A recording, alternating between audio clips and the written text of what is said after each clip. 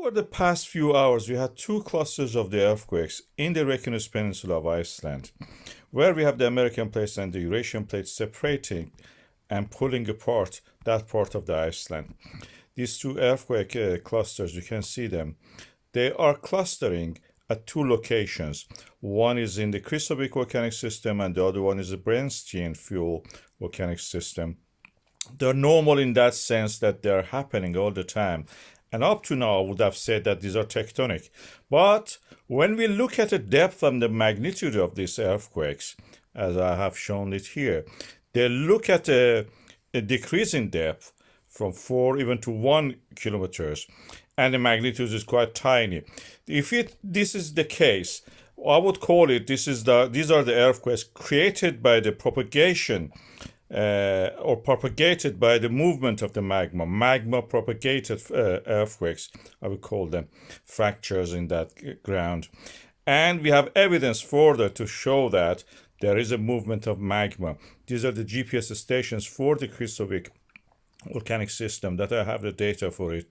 You can see that the Odafell one, a slight rise in the just the past few days.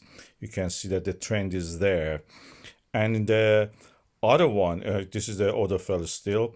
And in the next one, you can see the more pronounced rise in the GPS data, which shows the distance between the ground surface and the satellite. That's due to the accumulation of the magma in this area, at least as much as we know. And there is an upward trend. Further to that, when we plot them on the map, we can see clusters of the land rise, magma accumulation, in 4 different regions. If you go in more detail, we can see more than that. These are just the 4 I'm showing now here. First is the Svartsengi, second is the Volcanic. More interestingly, we never had it before in the past few years. This is the Krýsuvík, and then Brennisteinsfjöll. We can see the this magma accumulation by the GPS data shown this way. This is just the data for the past few days. You can see that.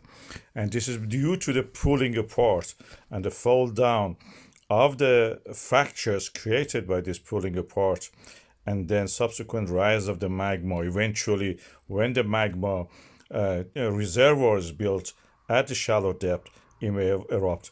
This is the movement of these plates I'm showing here along this flight. Transform faults, transfer it from one volcanic system, the movement, the pull, to the next one.